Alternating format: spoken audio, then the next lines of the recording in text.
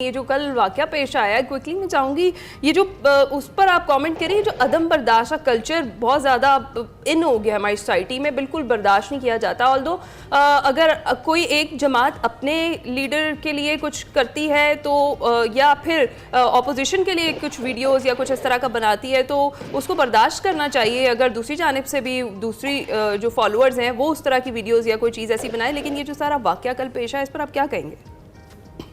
देखिए, बर्दाश्त और अदम बर्दाश्त, ये जो दो लफ्ज आपने कहे, यही असल मसला है। क्योंकि माशरे के अंदर हमने ये टोटल खत्म कर दिया है, मुकालमे की गुंजाइश ही नहीं रहने दी। हम अपने अपने लीडर्स, अपने अपने जिसको हम पसंद करते हैं, हीरो हो, फिल्म का हो, ड्रामे का हो, सियासत का हो, टीचर हो, हम उसके खिलाफ बात सुनना ही नहीं चाहते। हम इख्तलाफ राय को खत्म कर चुके हैं, हम दुश्मनी में बदल चुके हैं एक दूसरे के साथ कि जो मेरी बात नहीं सुनता वो मेरा दुश्मन है। हालांकि भाई आपकी बात सुन रहा है तो दूसरे की सुनने में आप में हौसला भी होना चाहिए, बर्दाश्त भी होनी चाहिए, और उसके लिए जो जो लोगों के बड़े हैं इसमें आगे उनको आना है। यानी जो पार्टी या जिनका कारकुन ऐसी हरकत करता है, सबसे पहले उनकी तरफ से मजम्मत आनी चाहिए, उसको सोशली अलग करना चाहिए कि आप हमारी पार्टी का नाम बदनाम कर रहे हैं। और मैं इसमें किसी पार्टी का नाम नहीं ले रहा, मैं किसी औरत और मर्द का नहीं नाम ले रहा, ये सब के लिए है। ये जो टॉलरेंस खत्म हुई है उसने हमारे माशरे की जड़ें हिला के रख दी है। सिर्फ इसी बुनियाद पे हमारे अंदर गुफ्तगू खत्म हो गई है, मुकालमा खत्म हो गया, और ये बहुत बुरी बात है। जिस तरह आपने कहा कि बहुत बड़ी सोसाइटी के सेगमेंट ने इसकी मजम्मत की, मजम्मत नहीं, ऐसे लोगों का बाइकाट होना चाहिए कि आप अपने रवैये को दुरुस्त करें, फिर बात होगी। क्योंकि ये कोई तरीकाकार नहीं है, चाहे वो किसी पार्टी का वर्कर हो या खातून हो, किसी के बारे में इस तरह की गुफ्तगू, भाई आपकी राय है ना, आप दीजिए, आप दूसरे को बर्दाश्त कीजिए। हाँ, बदतमीजी कर रहा है उसको भी तरीके से जवाब दिया जा सकता है, आज कानून मौजूद है। हमारे यहाँ मसला यही हो गया कि हम अपने हाथ में कानून को पकड़ के समझते हैं कि हम ही लीडर हैं, हम ही करेंगे।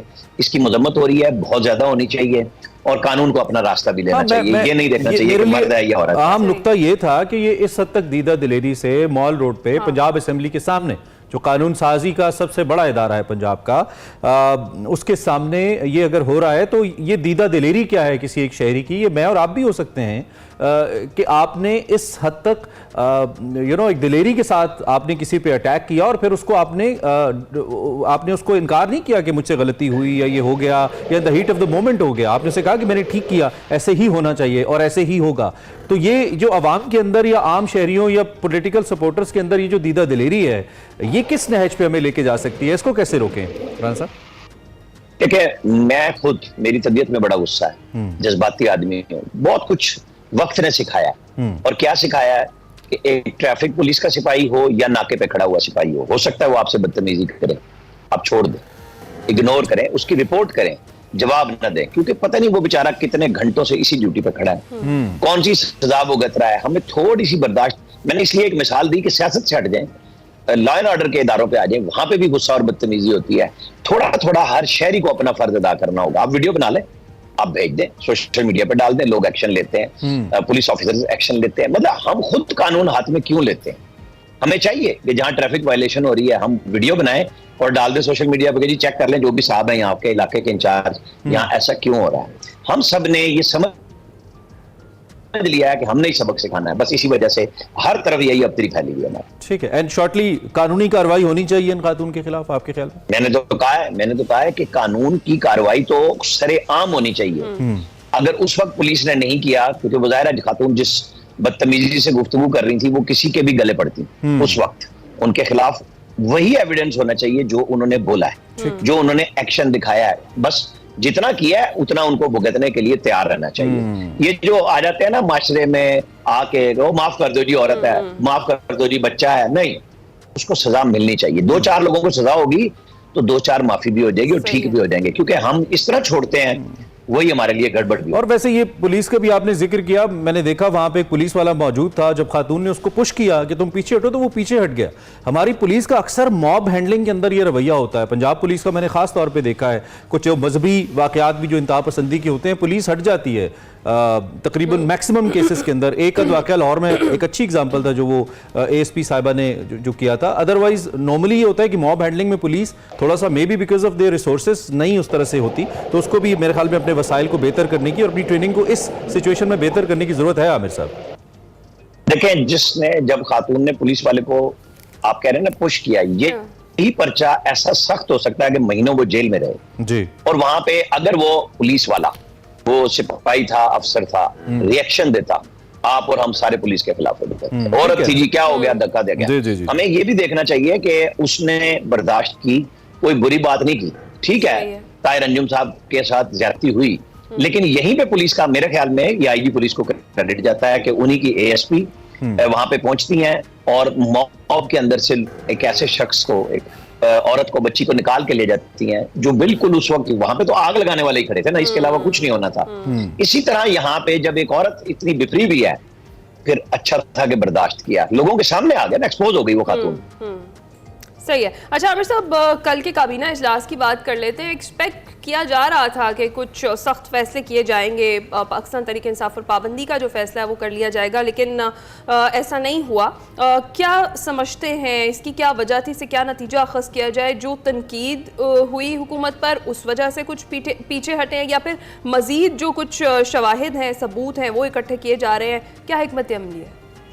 ये दोनों तरफ की बातें हैं। आप ये भी ठीक समझ लें कि तनकीद हुई, गवर्नमेंट की भी यही प्लानिंग थी, कोई एजेंडे पे नहीं था, ना काबीना में ये इजलास में जिक्र आया ना आना था। कल 6 आइटम का एजेंडा था, 3 अप्रूव हुए क्योंकि मीटिंग बहुत शॉर्ट हुई और ना कोई पॉलिटिकल डिस्कशन हुई, वरना ऑफिसर्स को हटा के भी गुफ्तगू हो जाती है, वो भी खबर बन जाती है।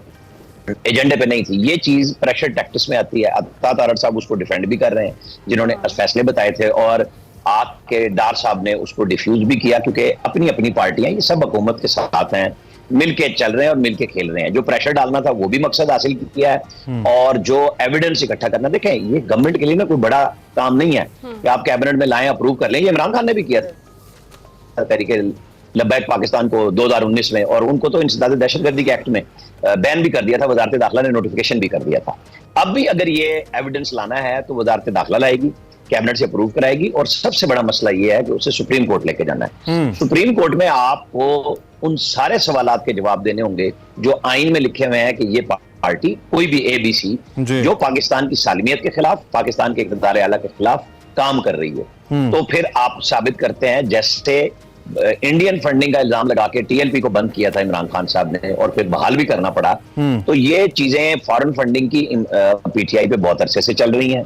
9 मई के केसेस चल रहे हैं, बहुत गुफ्तगू हो सकती है, लेकिन ये साबित करना कोर्ट ऑफ लॉ में, जहां सुप्रीम कोर्ट के जजेस बैठे होंगे और शायद लाइव कवरेज हो रही होगी, वो सबका लेकिन सवाल यहाँ पे आमिर इलियास राना साहब ये है, अगर इन केस पार्टी बैन हो भी जाए, अगर ये पार्टी बैन हो भी जाए एज पर गवर्नमेंट, उनके कवायद मौजूद हैं, उसके बाद क्या है? क्योंकि ये बैन होने वाली पार्टीज की एग्जांपल कोई हमारे लिए नई तो नहीं है, चाहे पीपल्स पार्टी हो या नून में से मुस्लिम लीग काफ का बाद में बन जाना हो, या मुख्तलिफ फॉरवर्ड ब्लॉक्स बन जाने हो। पार्टीज बैन भी हुई हैं, इवन मुत्तहदा कौमी मूवमेंट की हम बात कर रहे हैं, उसको भी बैन किया गया, तहरीक लब्बैक को भी बैन किया गया। बहुत सारी ऐसी एग्जांपल्स हैं जिसमें पार्टीज को बैन किया गया, but they again came back, किसी और नाम से, किसी और निशान से, या फिर अपनी वजूद के साथ दोबारा कानूनी जंग लड़के। तो फिर इसके बाद क्या है? हुकूमत को क्यों चाहिए फिलवक्त ये स्टेप? अगर हो भी जाए तो इसका फिर क्या फायदा, क्या रिपरकशंस है, क्या फायदे हैं? देखिए, ANP जो आज जमात है ना, उसका नाम नैप था, जिसे भुट्टो साहब ने बंद किया था, और उन पे खिलाफ की ट्रायल भी चल रहे थे। फिर मार्शल्लाह आ गया,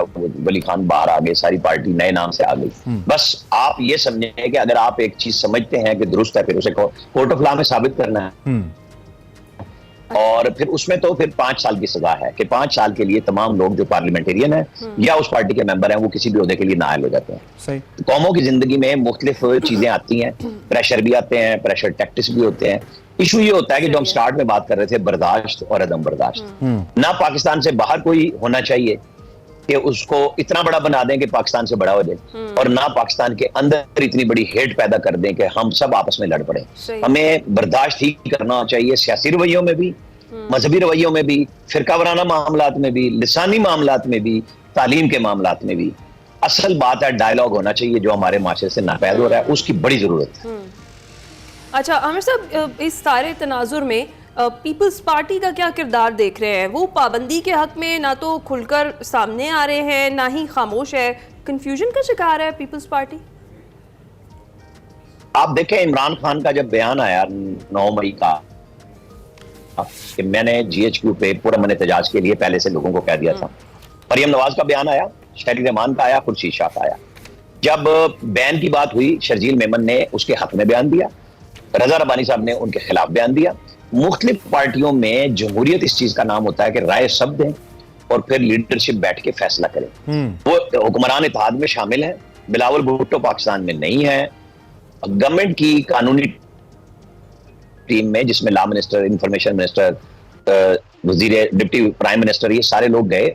आसिफ जरदारी साहब को उन्होंने जाके बयान कर दिया। उसके बाद वजीर इत्तलात ने कहा कि आर्टिकल 6 पे वो हमारे साथ हैं और बाकी चीजों पे हम बातचीत कर रहे हैं। जाहिर है उनकी अपनी पार्टी के अंदर, PMLN के अंदर भी क्वेश्चन हुए हैं, लोगों ने किए हैं कि इससे क्या फायदा होगा। क्या असल बात है कि बहस करें, फैसले करें, पब्लिक करें। ये एकदम ला के ना बम मारे कि जी हमने ये कर दिया और बैकलैश हो और उसका नुकसान पाकिस्तान को। आपने बैन करना है, कराइए, आप साबित कीजिए, लोगों को भी समझ आ जाएगी, क्योंकि आप खुद तो अथॉरिटी नहीं है ना। आप तो एक एक्शन कर सकते हैं और उस पर हतमी फैसला सुप्रीम कोर्ट ने करना है। अच्छी बात है, हमारे इदारे भी फाल हैं, काम कर रहे हैं। लोगों को डर भी होना चाहिए कि हमें कल को चीजें साबित भी करनी तो आमिर साहब, इसी से रिलेटेड जिस तरह से मखसूस नशिस्तों वाला मामला है, उस पर आपने सुना होगा नदीम अफजल चंद जो हैं पीपल्स पार्टी के, वो ये कह रहे हैं कि मखसूस नशिस्तें हमारा हक नहीं है, जिनका है उन्हें, जिस जमात की हैं मखसूस नशिस्तें उन्हें ये मिलनी चाहिए। तो फिर ये भी समझा जा सकता है कि जो पीपल्स पार्टी है गुड कॉप बैड कॉप जो है वो प्ले कर रही है। नहीं, बड़ी पार्टियों में ना लोग राय का इजहार करते हैं। नदीम अफजल चंद PTI में गए तो वो इमरान खान को कभी डिफेंड नहीं करते थे, पब्लिकली उनके गलत फैसलों के ऊपर बात करते थे और उन्होंने छोड़ा था जब आपको पता है हजारा कबीले के लोग मैयतें लेके बैठे हुए थे अपने पैरों की और इमरान खान साहब जाने के लिए तैयार नहीं थे। उन्होंने कहा नहीं, ये काम नहीं हो सकता कि आप हुक्मरान हो और आपकी जिद इतनी बड़ी हो कि अपने बच्चों, अपने लोगों के लिए आप मिलने भी ना जा सके। तो ये होता है और ये इख्तलाफ राय और इजहार राय हर पार्टी के अंदर होना चाहिए। मैं तो इस बात का कायल हूं। देखें, ये मैंने तबसरा किया था सबसे पहले जब ये नशिस्तें गई, मैंने कहा ये माले गनीमत है। तो बड़ा उस पर सवाल हुआ कि जी ये तो कोई जंग थी। मैं कहा इसको आप ना गजबे और लड़ाइयाँ नबी करीम सल्लल्लाहु अलैहि वसल्लम के दौर में मत ले जाएं कि जंग थी और फलां था। इशू सियासी बात हो रही है कि एक पार्टी, आज भी मैं सुप्रीम कोर्ट के फैसले के बावजूद कहता हूं कि वो फैसला अधूरा है। मुकम्मल इंसाफ सिर्फ PTI को दिया गया जो इंसाफ लेने के लिए तैयार ही नहीं थी। उनके फैसले के बावजूद अली जफर ने कहा कि हमें वो मिला जो हमने मांगा नहीं था। सलमान अकरम राजा ने कहा था सुप्रीम कोर्ट में खड़े होके, हेयरिंग जब सबमिट खत्म हो रही थी, उन्होंने कहा ये सुन्नी ताज कौंसिल को दे दें। अब ये बात तो फिर सुप्रीम कोर्ट पे आएगी ना, तो ये जब फैसला होगा, सब कुछ होगा, फैसला तो हो गया ना। अब उसके ऊपर रिव्यू लगता है, नहीं लगता है, बहस तो चलती रहेगी। ये इसी तरह चलेगी है जी। आपने जैसे 63A रीराइट किया था, अब आपने आइन में 3 दिन को एक तो बैकडेट से लागू किया, फिर आपने उसको 15 दिन कर दिया। ये तो सुप्रीम कोर्ट के ऊपर क्वेश्चन है, रहेगा। सही, चले, आपका तजिया हम तक पहुंचा। आमिर इलियास राना साहब, सीनियर सहाफी, बहुत शुक्रिया आप हमारे साथ मौजूद और इस अहम मामले पे बात कर रहे थे। हमें